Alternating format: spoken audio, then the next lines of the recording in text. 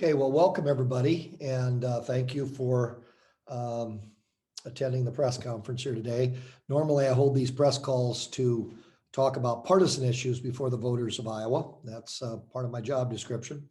Today's much more serious than that. I just got done reading the entirety of this report that went out to Chairman Barnes and Co-Chair Vinovich, and it's definitely a serious nature. A national criminal case is now in front of our state.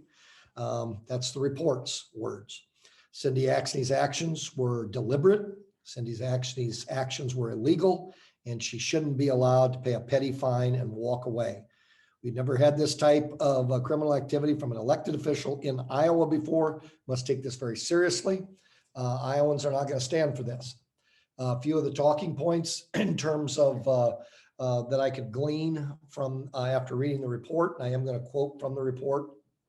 First of all, this ethics complaint came from a nonpartisan group. It was truly a nonpartisan group, not one that's pretending to be nonpartisan. There have been Republicans and there have been Democrats through the years that this group has called out for lack of transparency. They're the Campaign Legal Center. They show that Cindy Axne purchased and sold more than 40 assets. It's 40 transactions with a total value ranging from $43,000 and change to up to $645,000 without disclosing the transactions. This is in direct violation of the Stocks Act, and it's also in direct violation of House rules. She's been caught red-handed. She broke federal law. Our excuse is weak. This is purposeful. Look, she sits on the Financial Services Committee. That you do not conduct 40 transactions and with total amounts possibly up to well over $500,000 and have that not be purposeful. Have any of you, and when I say you, I mean that generically in the state, have any of you forgotten that you traded $500,000? I mean, that's actually an insult to our intelligence to try to just brush this off by saying that somehow this was an oversight. She and her staff are also trained and reminded constantly by the House Committee of Ethics about these disclosures. And the report actually brings that up in terms of the amount of training that occurs in terms of these transactions. And as I said before, she's on the Financial Services Committee. If she can't fill out her disclosures correctly, then how do you think she deserves to be in Congress, especially on that committee? Here's some quotes directly from the report. Quote, the recent prevalence of Stock Act violations in the House shows that merely the threat of a fine is not deterring members of Congress from breaking the law. A real accountability is necessary, unquote. Another quote directly from the report. Quote, as members of Congress craft laws that directly impact the lives of all Americans, the public must be able to trust that representatives are acting in the public interest and not their own financial interest, unquote. So let's be very clear-eyed about this. She broke federal law. This is serious. This is not an oversight. This is purposeful. This is not an honest mistake. And we are calling, along with this nonpartisan group, that this should be taken seriously and not just rectified, slap on the hand, but should be treated as if any Iowan were breaking federal law. As I'm looking through this report, and I would strongly urge all of you to do that. It reads pretty quickly. It's very much to the point. I want to make sure that I highlight the part where the House Committee on Ethics trains and reminds members of Congress annually in writing of the consequences of failing to file these reports. And it goes into details of what is in that training. Representative Axne's annual disclosures reflect changes in her stock portfolio that do not have corresponding reports. That's the crux of the federal law that's at extent here. She may have knowingly, from the report, violated the Stock Act. We need to know that. And second of all, even if Representative Axne asserts that she did not know that the report requirements at the time of the trades, if she asserts that, and we know that they've already done that, even though it's highly unlikely and quite frankly, pretty unbelievable, despite having undergone contemporaneous training that explained the requirement, she should have known about the disclosure requirements. High-profile insider trading allegations engulfed several senators in March 2020 and became widely publicized. These allegations of Stock Act violations were all based on information disclosed in those reports. So there is a level of believability here in terms of this, of this being an oversight. It's just essentially it's non-existent. And once again, being a part of that Financial Services Committee, I think we all know that you're not going to make 40 transactions, possibly in excess of $500,000. So those are the facts, and these are what I've gleaned from the reports. And again, in the strongest terms possible and in the most serious tone possible, we truly believe if this is a slap on the wrist, just as this report contends, it prevented members of Congress from doing this in the past and from repeating it again.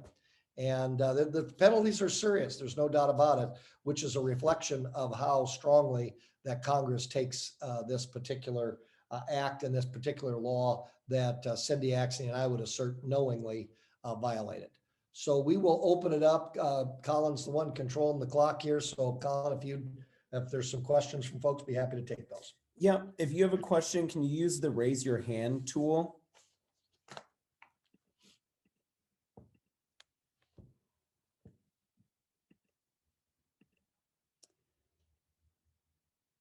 Any questions?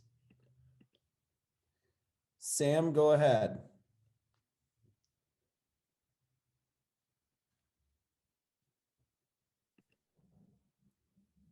Yep, Sam, you're good.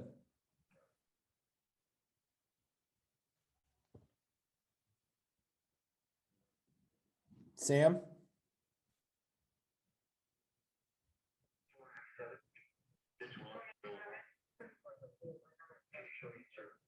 Sam?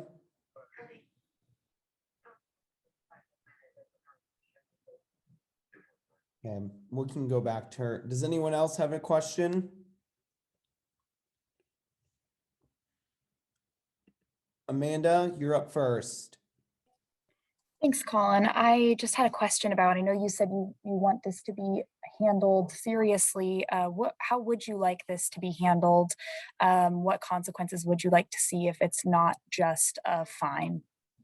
There is the federal law lays out, Amanda, the potential penalties. Not being a lawyer, my looking at this looks like a potential of potential max of $250,000. There is even potential jail time involved, but certainly not a slap on the hand. I'll let that up to the ethics committee. It's a bipartisan committee. I'll let that up to, and I believe it's a true bipartisan committee in terms of equal numbers. And I'll let that up to the people that deal with breaking federal law, determine the extent within which the law allows them to penalize. What we don't want, and we would concur with the concern that this nonpartisan group has, and that is a slap on the hand and a slap on the wrist is just going to lead to more and more. Because think of it this way, Amanda, if indeed that maximum of 250,000, if I'm reading that correctly, and if she traded over $600,000 profit, I mean, she still got profit, even if she's paying the max. So a slap on the wrist would almost be laughable. So I'd say proceed through, and in terms of Iowans and any other states that are going through this, that would have anybody of any party that is accused of this. Hopefully, the very bright light of transparency will be shown on that, and not only by people like myself, but also the press in those various states, including Iowa. Quick follow-up just to make sure that I have you correctly, if that's okay, Colin. Sure. Yeah. Are you saying then the correct punishment that's laid out right now is a fine, but you're concerned that that punishment is not strong enough to keep this from happening in the future? No, I thanks for clarifying that, Amanda. It would be my concern as that this is going to be a slap on the wrist, and there's going to be a laughable punishment, is what my concern is. And I just want to make sure that the law is followed, and clearly with the ridiculous excuse that this was an oversight, clearly the Axne campaign and the Axne folks, that's what they're gunning for, in my opinion. So I'm not questioning the law or the tenets of the law. I just want to make sure that this is not a slap on the wrist. Next question, we'll go to Grant. Grant, go ahead. Hey there. So looking through this report, they say it should be investigated because these disclosures were not made, but there's nothing in here in particular. Are you aware of anything that shows Representative Axne was taking advantage of her position? Isn't that what the investigation would figure out? Well, I mean, we don't know until the investigation, but the bottom line is if you're not disclosing 40 transactions that could total over $500,000, it's inherent within ignoring that federal law that you're enhancing your particular position. And some of these stock trades, remember, she's on the Financial Services Committee. Some of these stock trades involved businesses in that particular community, financial services community. So, the minute you step in the public theater, these type of transactions, when you're in a potential power, are, in my opinion, all taking advantage if indeed the investigation turns out to be true and this lame excuse that she given turns out to be just that, and that is lame and not accurate.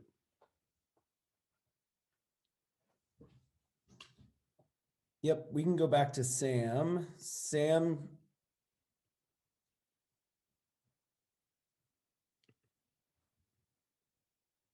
Sam, you there? Sam?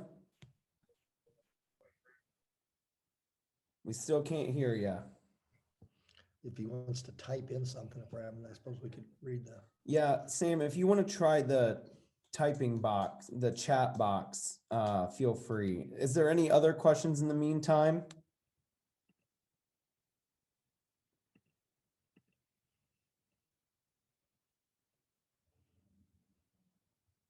you calling on these? Yes.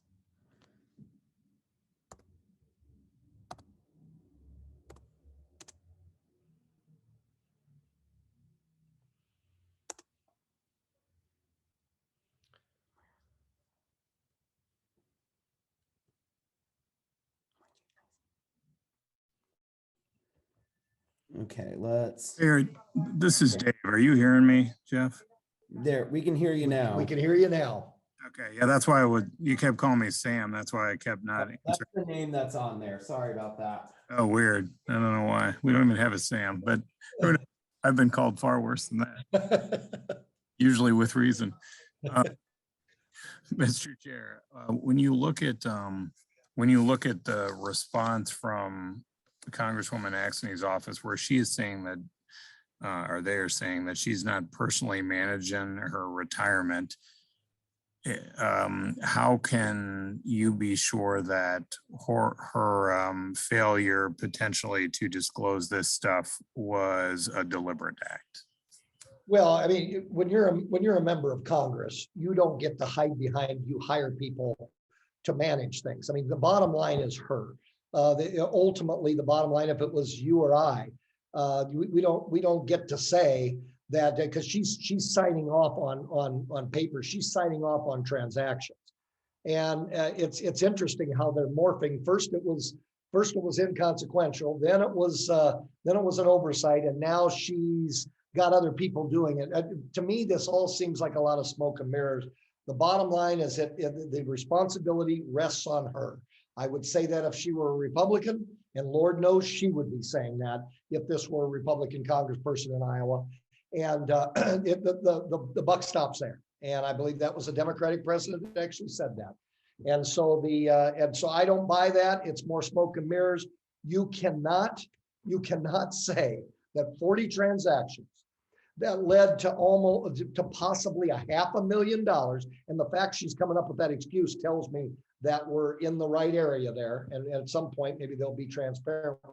There's one phone call, she could be very specific with everything that went on. And there's no way, nobody's going to buy this. And nobody in Iowa would attempt to buy this if they were breaking federal law, nor would they be able to escape the responsibility here if they had hired somebody to manage her account. So